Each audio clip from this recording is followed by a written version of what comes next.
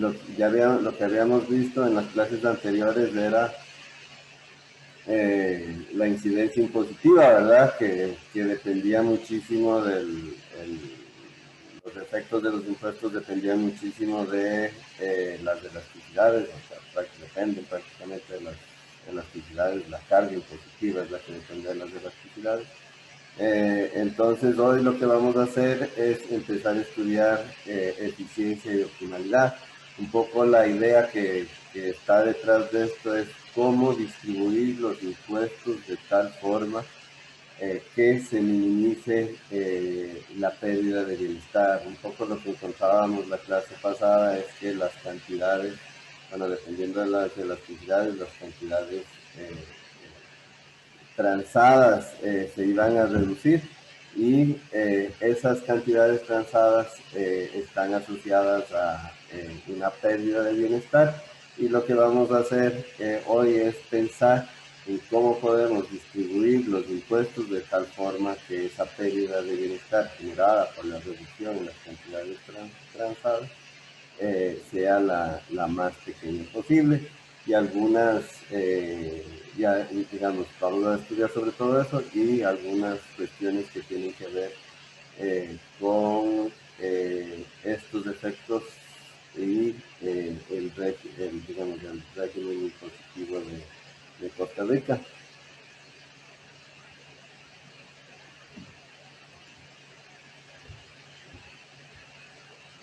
Entonces, vamos a empezar a tener impuestos y pérdidas de bienestar económica, ¿verdad? Definiendo cuál es la pérdida de eficiencia económica.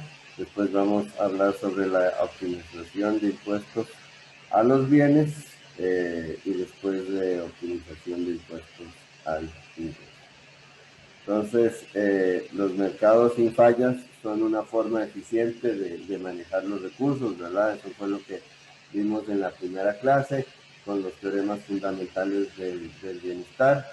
Se alcanza los óptimos de Pareto, ¿verdad? Pero si es que no hay fallas. Cuando los mercados están funcionando adecuadamente, y aquí es de donde vamos a partir, la imposición de impuestos reduce la eficiencia, ¿verdad? Después también vamos a discutir un poco qué pasa si los mercados no están funcionando de forma eficiente, pero el análisis que vamos a hacer aquí vamos a empezar a partir de la eficiencia de los mercados. Y lo que pasa es que los individuos, cuando los mercados están funcionando en forma eficiente y se implementa un impuesto, lo que ocurre es que los individuos escogen otros bienes que son menos eficientes en el consumo y la producción, y esto es lo que genera la pérdida de bienestar.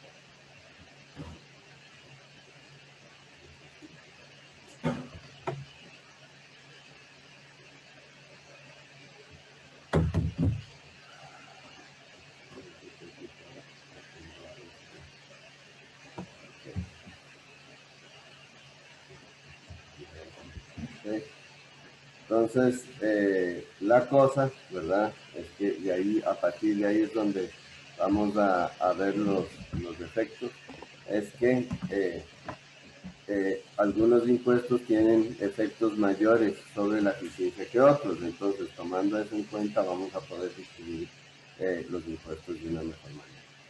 Entonces, la presentación básica de un mercado, ¿verdad?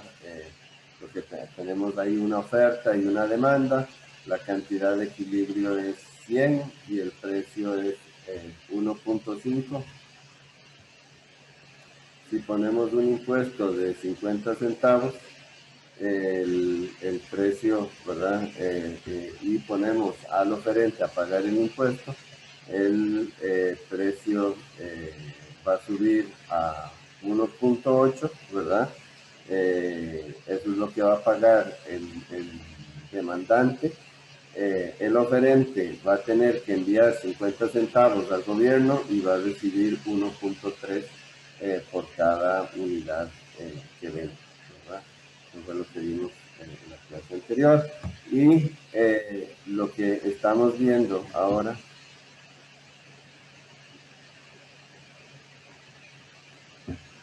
estamos viendo es que esa área gris, que imagino que la han visto en cursos anteriores, se le llama pérdida de bienestar.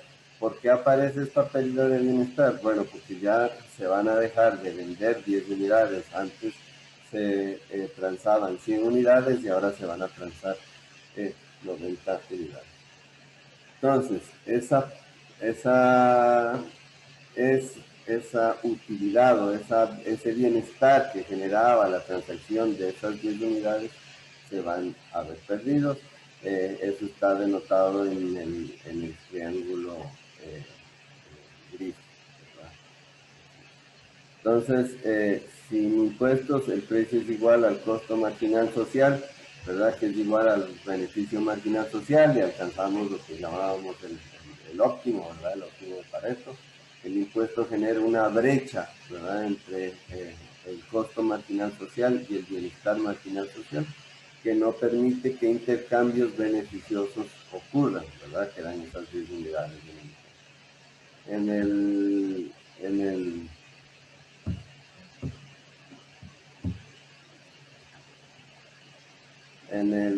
en el ejemplo del intercambio son las unidades entre 90 y 100, ¿verdad? Que habrían generado beneficios tanto para consumidores como productores.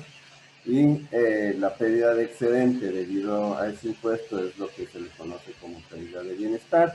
Y la pérdida de bienestar, de nuevo, va a depender de las elasticidades, ¿verdad? Porque pensemos en una demanda inelástica. Entonces, ¿qué es lo que ocurre cuando ponemos el impuesto? La pérdida de bienestar, ¿verdad? Como es inelástica ante el impuesto,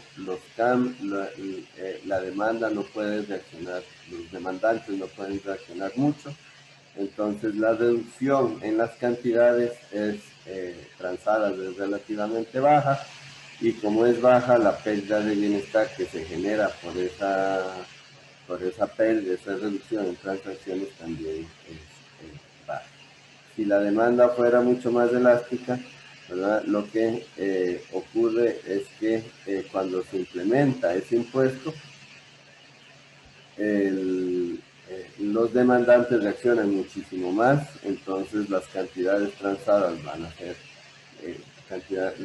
a ser menores, mucho menores, ¿verdad? Y digamos la reacción va a ser mucho mayor, y entonces la pérdida de bienestar va a ser mucho mayor, ¿verdad? Entonces, para una curva de demanda más elástica, la pérdida de bienestar es mayor que para una curva de demanda inelástica. ¿Sí? Disculpe que lo interrumpa, pero es que Mauricio me dice que está en la sala de espera. Okay.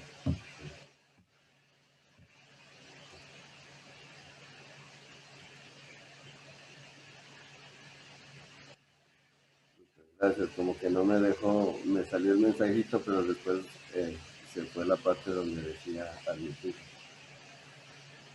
Ok, igual, si vuelve a ocurrir me vuelven a interrumpir.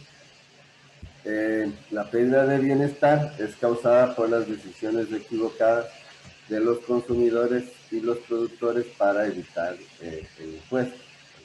Entonces, por lo tanto, la ineficiencia del impuesto está determinada por la capacidad de los consumidores de cambiar su comportamiento para evitar el impuesto, que son las elasticidades, ¿verdad? Entonces, entre mayor es la elasticidad de la demanda o de la oferta, mayor es la pérdida de bienestar, porque más van a reaccionar tanto los demandantes como los oferentes ante el impuesto. Entonces, un poco aquí vamos a calcular la pérdida de bienestar utilizando el modelo básico que acabamos de ver. O sea, entonces, ¿sí?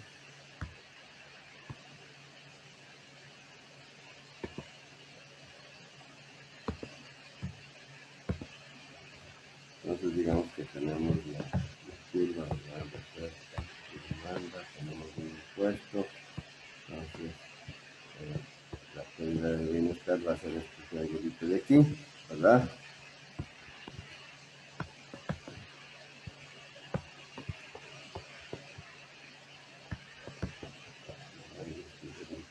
La distancia entre una curva y la otra es el impuesto.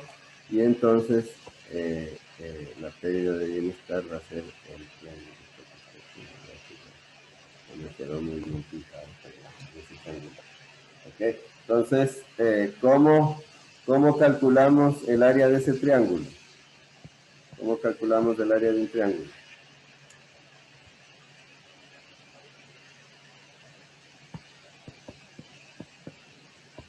¿Quién se acuerda del colegio? ¿Cómo se Es por altura dividido entre 2. Exactamente. Entonces, ¿cuál es la base aquí? La diferencia entre los precios. El impuesto, ¿ves? Ajá.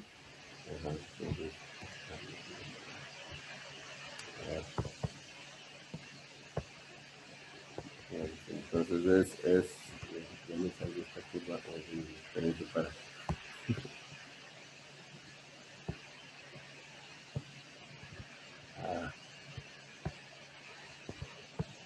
¿Verdad? Entonces está el triangulito, aquí está, y este estado, ¿verdad? ¿Cuál es la altura del triángulo?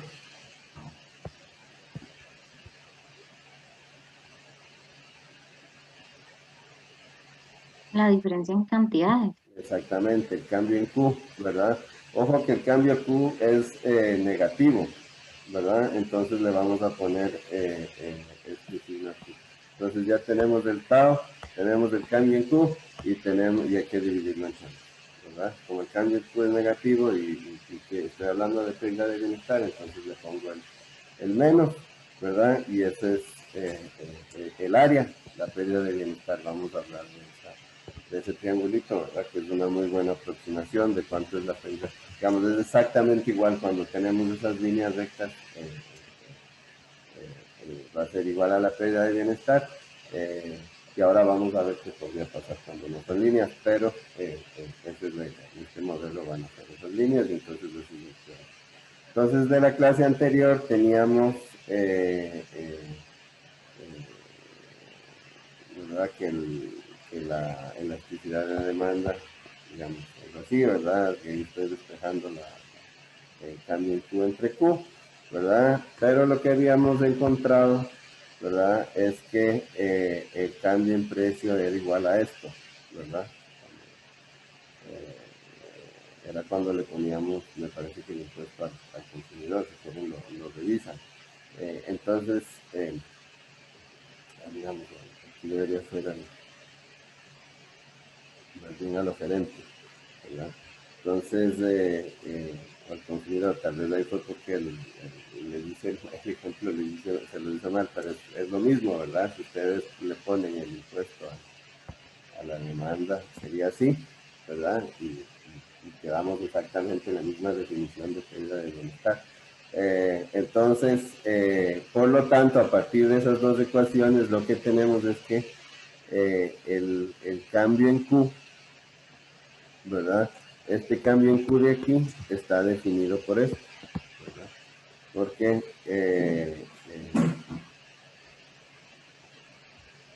lo que hacemos es meter este cambio en P aquí, ¿verdad? Y pasar el Q a multiplicar a este lado, entonces nos da esta ecuación de aquí. Y después de que tenemos este cambio en Q, podemos sustituirlo en la pérdida de bienestar, ¿verdad? Y nos da lo siguiente. Entonces, aquí metemos el Q, ¿verdad? Este Q de aquí, lo metemos aquí.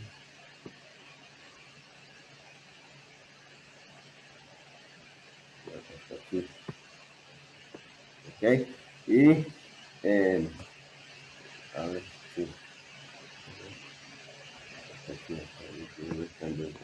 ¿verdad? Y entonces me queda lo siguiente, ¿verdad? Que esto sería la pérdida de bienestar. Y ojo que aquí tenemos dos taos. Entonces los multiplico y me queda el tao cuadrado. Entonces, ¿de qué depende la pérdida de bienestar? Bueno, depende uno de las elasticidades, igual que vimos anteriormente, bueno, y medio y de la relación entre Q y P para saber de dónde estoy partiendo. Y depende, aquí está, La segunda cosa más importante es que depende del tau en forma cuadrática. Depende de las elasticidades y depende del tau en forma cuadrática. ¿Qué significa que dependa del tau en forma cuadrática? Que la pérdida de bienestar va a ir aumentando conforme aumente el impuesto. O sea, que si yo me muevo, la pérdida de bienestar, si yo me muevo digamos, de un impuesto que es de 0 a 1, es mucho más pequeña que si yo me muevo, que si estoy en un impuesto de 10 y lo muevo hacia 11, ¿verdad? Aunque estoy moviendo una unidad, como es cuadrático, el efecto es muchísimo más grande si es que ya tengo un impuesto implementado, ¿verdad? Entonces la pérdida conforme me voy moviendo yo en los niveles de impuestos, la pérdida va aumentando en forma exponencial, ¿verdad? De forma cuadrática. Entonces, eso es un problema, ¿verdad? Y ahora vamos a hablar sobre todas las implicaciones que tiene que el triangulito dependa en forma cuadrática del impuesto. Entonces, bueno, a partir de eso podemos generar la pérdida marginal la pérdida del bienestar marginal, ¿verdad? Que sería derivando la ecuación anterior y lo que está, y aquí es, ¿verdad? Depende del estado, entonces conforme, digamos, los aumentos en la pérdida de bienestar dependen del tau, entonces entre más grande sea el tau, más altos van a ser la pérdida, más alta va a ser la pérdida de bienestar marginal. Veamos un ejemplo gráficamente, creo que con eso va a ayudar. Tenemos el impuesto de 10 centavos, se le cobra al oferente, ¿verdad? Es una cantidad de gasolina, ¿verdad? Y le vuelvo a poner a ese mismo mercado un impuesto de 10 centavos y me va a generar una pérdida de bienestar adicional, ¿verdad? Entonces la pérdida de bienestar original es el triángulo A, B y C, ¿verdad? La pérdida de bienestar final es el triángulo ADE, ¿verdad? Y la pérdida de bienestar marginal es esta área que está aquí en gris, que es la figura DEC, ¿verdad?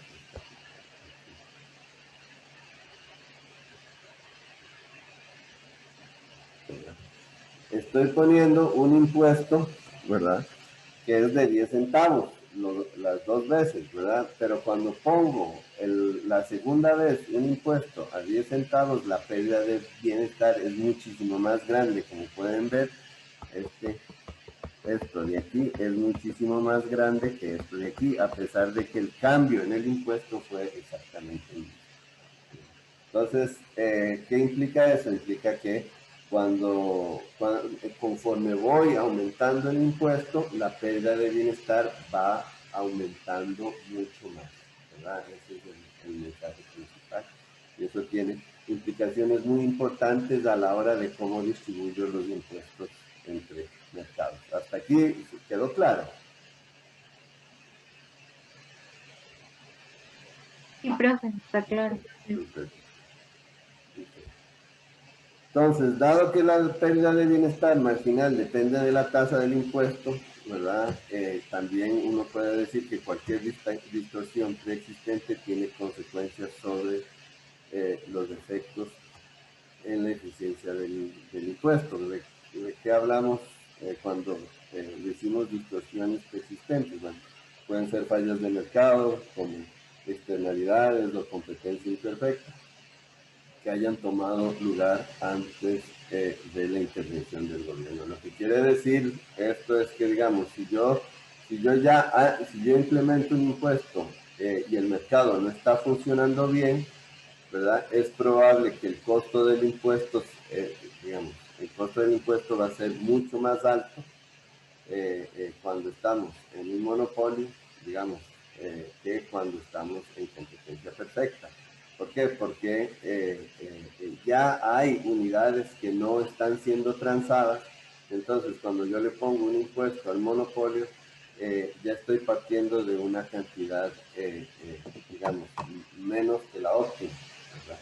Ya dejaron, voy a ponerlo en otras palabras, ya dejaron de transarse varias unidades, ¿verdad?, que generaran bienestar. Entonces, las unidades que van a dejar transarse debido al impuesto van a generar aún pérdidas de bienestar mucho más altas, ¿verdad?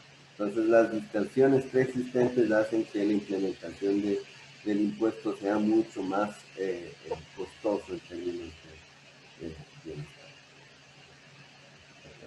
Bueno, ejemplos, externalidades.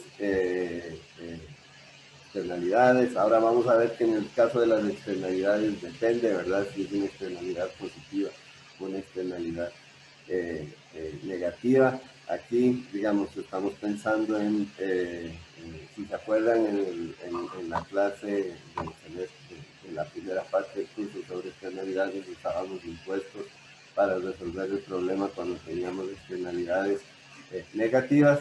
Aquí vamos a tener un problema cuando tenemos externalidades positivas porque el mercado no está haciendo la cantidad de transacciones que debería de estar haciendo, ¿verdad? Entonces, imponer un impuesto adicional va a generar aún más pérdidas. Para el caso de las externalidades negativas, más bien ocurre lo contrario, porque estamos haciendo transacciones que no debimos de haber estado haciendo, ¿verdad? Entonces, la implementación del impuesto nos lleva más bien al óptimo, como vimos anteriormente, ¿verdad? Entonces, eso es importante tomar en cuenta, pero digamos, aquí la parte clave es que nos estamos enfocando de cuando por alguna razón el mercado no está transando menos de lo que debería de transar, ¿verdad? Y aquí vamos a ver el ejemplo exactamente de las externalidades, pero aquí voy a tener que asumir una externalidad positiva, ¿verdad? Entonces, este es un mercado sin externalidad, ¿verdad? El primero, y después el mercado con una externalidad positiva. ¿Qué es lo que pasa con la externalidad positiva? Lo que ocurre es que deberíamos de estar produciendo, ¿verdad? Esta es la oferta, digamos, el costo marginal social, es lo que debería, digamos, ahí estamos tomando en cuenta todos los costos, y esto debería ser el óptimo, este es el óptimo, ¿verdad? Eso es donde deberíamos estar produciendo. Como es una externalidad, los costos marginales privados más bien están en S1, ¿verdad? Y entonces lo que realmente se produce en competencia, ¿verdad?, es Q2, ¿verdad? Si en este mercado yo además le pongo un impuesto, termino produciendo Q3.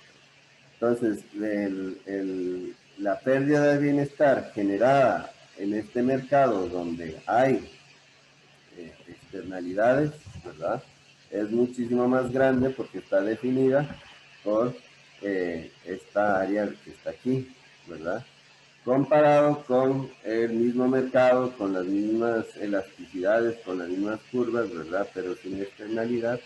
Entonces el impuesto me estaría generando solo esta pérdida que está pequeña, ¿verdad? Entonces hace una gran diferencia que estemos empezando con una distorsión, ¿verdad? Entonces, si queremos, ¿cuál es el mensaje aquí? Si queremos reducir el impacto de las externalidades, más bien tengo que empezar a reducir el impacto del impuesto, tengo que empezar a ponerle impuestos a los mercados, ¿verdad?, donde que están produciendo en el óptimo, ¿verdad?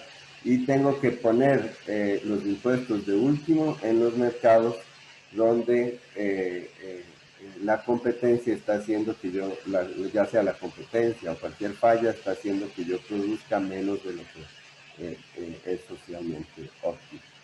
Entonces, ¿qué me dicen de cuando hay un impuesto, una externalidad negativa? Ahí pasa exactamente lo contrario, ¿verdad? en lugar de estar generando una pérdida de bienestar cuando implemento el impuesto, más bien estoy resolviendo el problema de los terceros, ¿verdad? Y estoy haciendo que alcancemos un óptimo social, ¿verdad? Cuando implemento un impuesto en una externalidad negativa. ¿Verdad? Entonces, si yo quiero optimizar el sistema impositivo, lo primero que tengo que hacer es poner impuestos a externalidades negativas y, ¿verdad? Hasta que llegue, hasta que empiece a recaudar, hasta que empiece a resolver los problemas de las externalidades. Una vez que resuelvo los problemas de las externalidades, esto tiene dos dividendos, se le llama. Es de las pocas cosas donde hay se generan dos cosas positivas en economía, que es que estoy generando recursos, ¿verdad? Bueno, ahí en esa generación de recursos hay redistribución, ¿verdad? Porque igual se las estoy quitando a los oferentes y a los demandantes, pero digamos, logro generar recaudación, ¿verdad? Pero además estoy resolviendo el problema de la externalidad. Entonces, se le llama que tiene doble dividendo. Una vez que ya puse impuestos a todas las externalidades negativas, ya el segundo paso es poner impuestos a los mercados que están funcionando bien, porque esos mercados, ¿verdad? Lo que hago es que cuando implemento el impuesto, voy a hacer que transacciones que tienen beneficios marginales bajos se dejen de dar, ¿verdad? Se dejen de ejecutar y eso hace que la pérdida de bienestar sea baja. Y después, conforme voy yo generando recaudación, ¿verdad? Ya a lo mejor también tengo que, digamos, depende de cuánta recaudación necesite, tal vez a lo mejor también necesito poner impuestos a estos mercados que tienen fallas, ¿verdad? Pero ojo que ya cuando llegamos ahí, ya optimizamos, evitamos un montón de pérdida de bienestar, ¿verdad?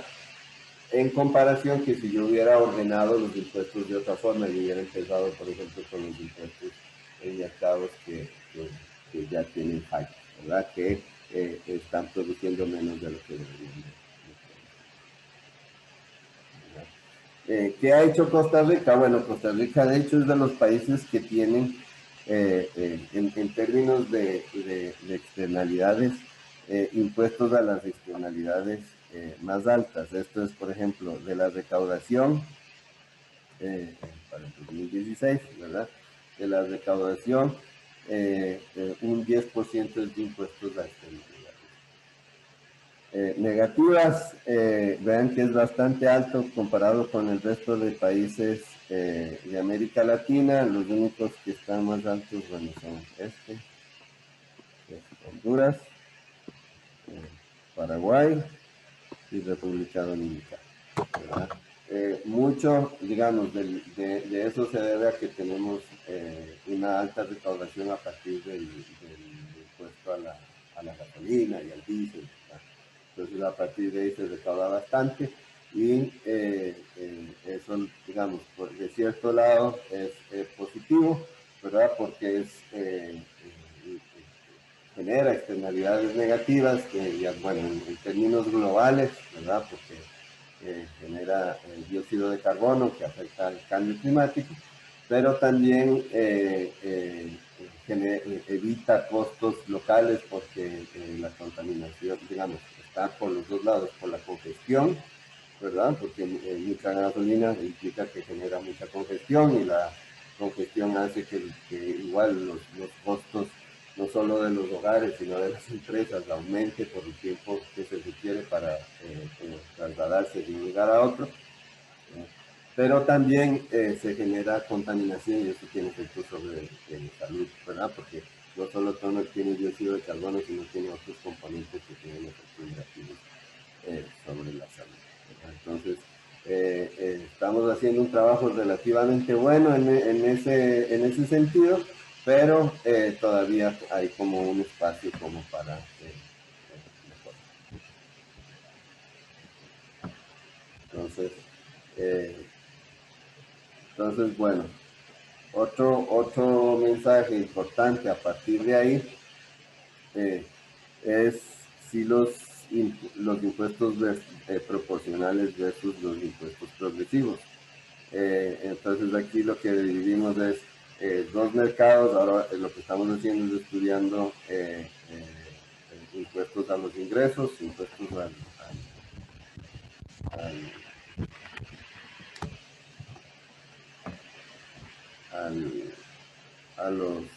a los trabajadores. Aquí están los impuestos a los trabajadores que reciben menos. Podemos pensar en trabajadores que tienen habilidad, menos educación, y aquí en este podemos pensar en trabajadores que tienen más educación.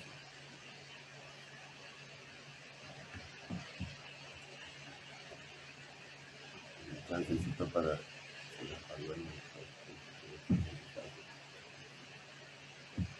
Ok, entonces aquí lo importante es esto, digamos que en el lado,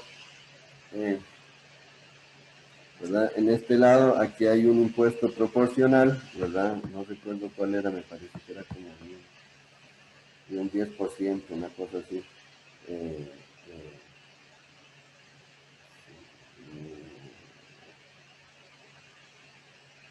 Bueno, está en el libro, ¿verdad? Entonces, el primer paso, ¿verdad? Es se genera para el trabajador de poca educación, se genera esta pérdida de bienestar que está en el triángulo A, B y C, ¿verdad?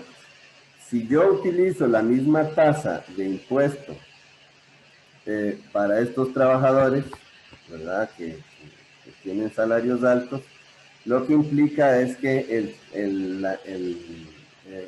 la cantidad de unidades que voy a terminar pagando por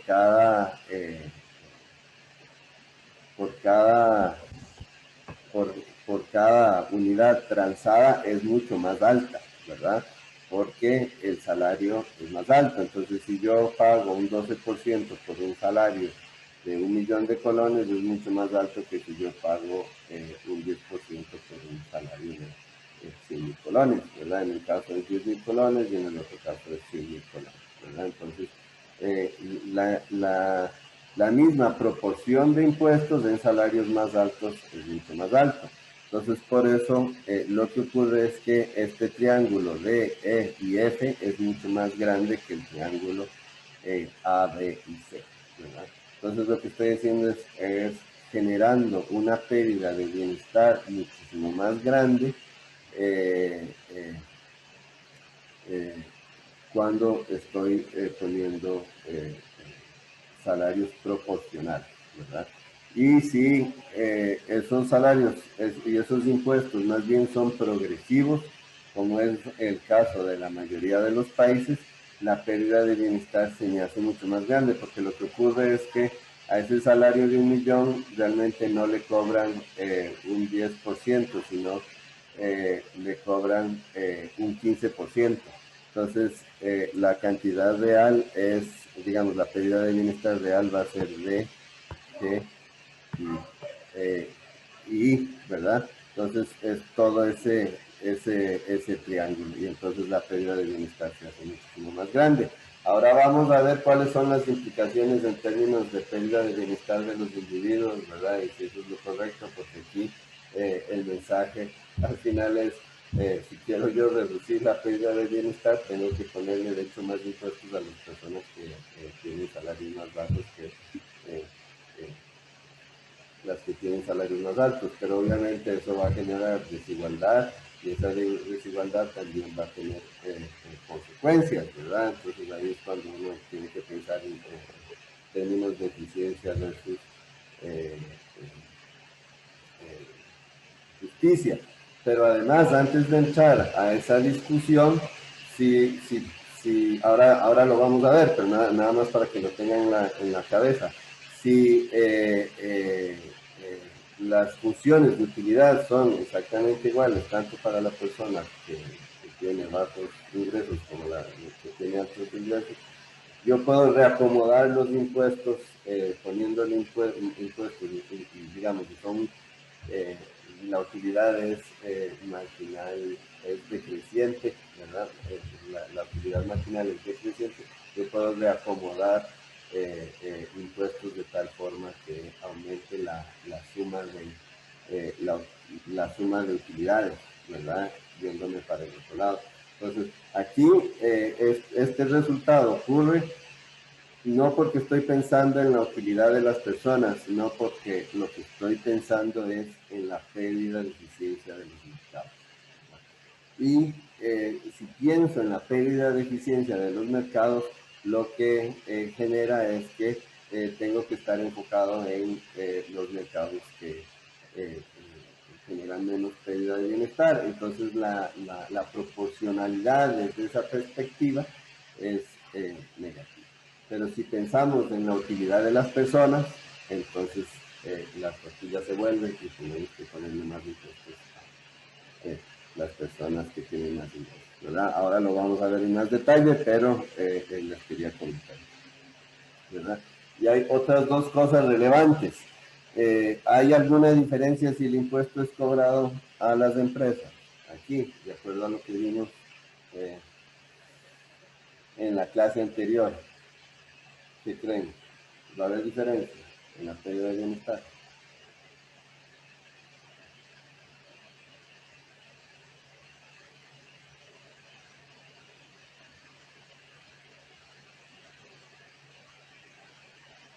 ¿Aló?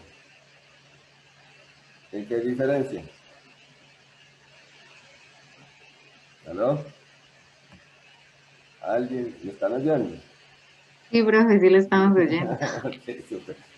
¿Crees que hay diferencia? No sé, en este momento no se me ocurre. Porque Ok, es que más bien yo le quería preguntar algo. ok, dale, Digamos, dale. que entonces sí hay diferencia entre los, es que digamos, siempre se ha dicho como que los impuestos proporcionales, como al salario o cosas así, técnicamente son progresivos, o eso es lo que yo tenía Sí, sí, entendido. por definición son progresivos, ¿verdad?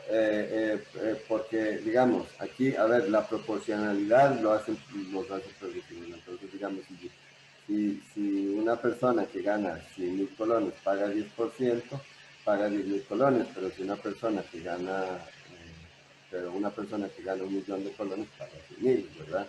Y el hecho de que la persona con más pague más, eso lo hace progresivo por definición, ¿verdad? Aquí lo que estoy diciendo es, si yo estoy enfocado, si llega un economista que está enfocado solamente en la eficiencia de los mercados y no en el bienestar de las personas, y no ni siquiera en la suma de la utilidad de las utilidades como sociedad, ¿verdad? No estoy preocupado en la utilidad de las personas, solo en la eficiencia.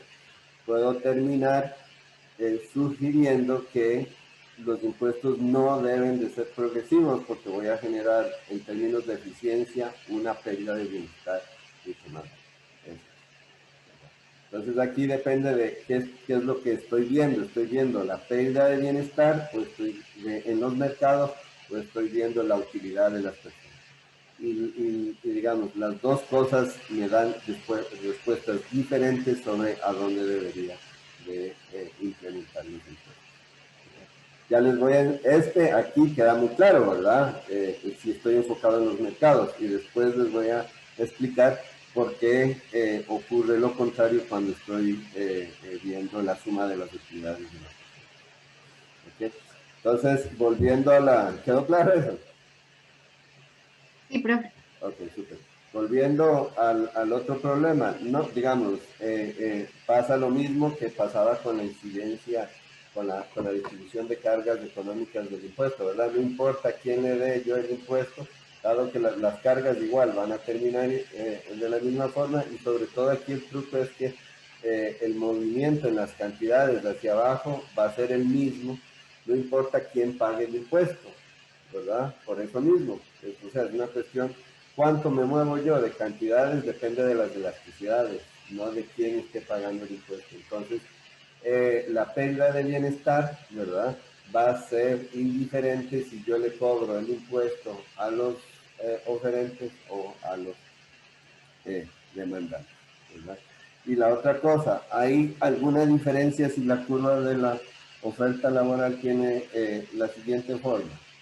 Es, es, ¿Han visto una curva de oferta laboral de esa forma alguna vez antes? Esa es la primera pregunta.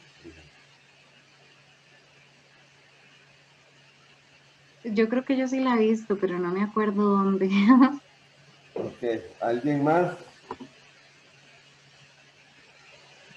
A mí me parece que no, profe. Ok.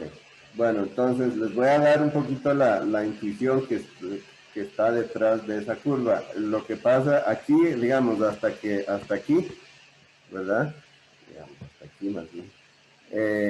Es una curva de oferta normal, ¿verdad? Hasta que llega un punto donde los aumentos en los salarios ya no te hacen trabajar más, ¿verdad?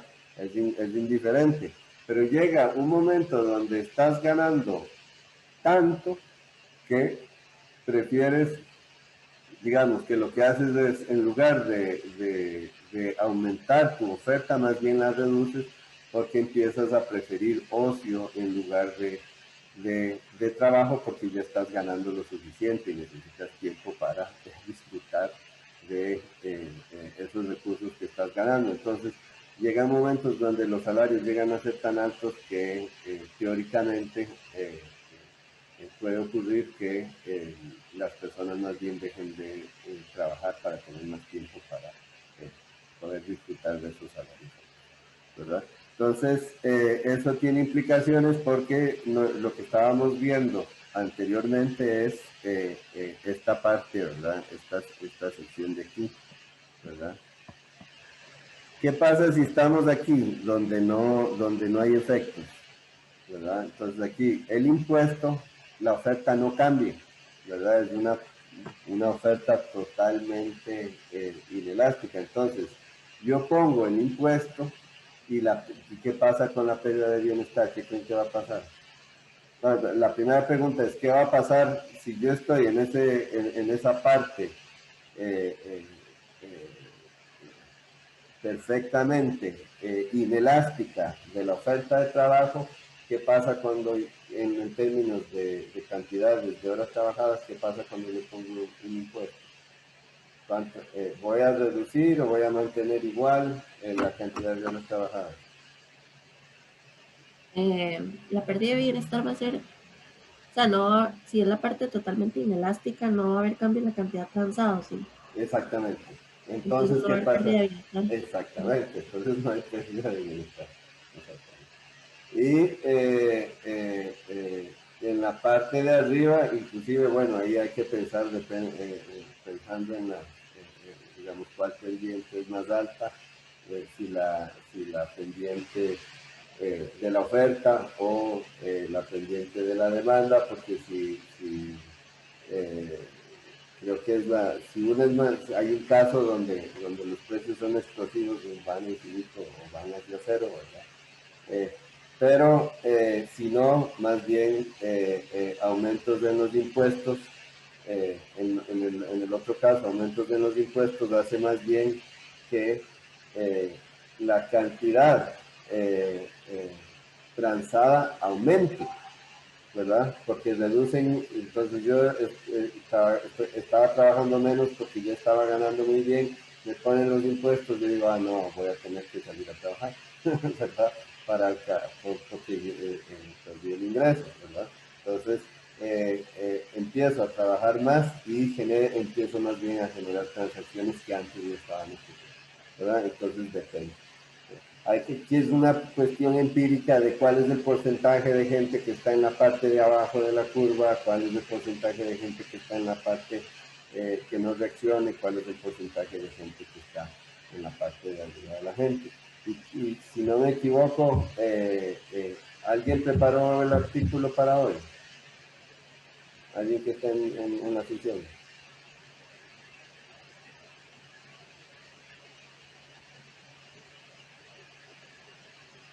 ¿Ninguno? ninguno. Bueno, el artículo de hoy lo que demuestra, o sea, bueno, después en la próxima clase vamos, creo que en esta y en la próxima, los artículos son sobre impuestos al mercado laboral, si no me equivoco. Pero bueno, la respuesta es que empírica es que la mayoría de gente no, digamos, los jefes de hogar no reaccionan ante los impuestos, siguen trabajando en lo mismo, ¿verdad? Están en esa curva, en esa parte de la curva que es inelástica. Nunca, realmente nunca hay efectos promedio que generen esta situación. O sea, pueden haber personas, algunas personas que reaccionan así, pero en agregado no se van a ver, porque son muy pocas, entonces el efecto es muy poco, ¿verdad? Y y también las personas, por ejemplo, los ingresos secundarios de los hogares, ¿verdad? Los ingresos de la persona que no es el jefe de hogar, sí tienden a reaccionar muchísimo dependiendo de los impuestos, ¿verdad? Porque ahí también hay como una decisión de distribución del trabajo del hogar versus el trabajo fuera de la casa, y entonces si el trabajo fuera de la casa se hace menos rentable, entonces tal vez quedarse en la casa se hace mucho más rentable porque el trabajo se hace en la casa también, ¿verdad? Entonces eso sí reaccionan, los ingresos secundarios reaccionan mucho ante los impuestos, pero los ingresos primarios, los jefes de hogar, no reaccionan, ¿verdad? La elasticidad es cero. Pones impuestos y disputas y no cambian de los trabajos.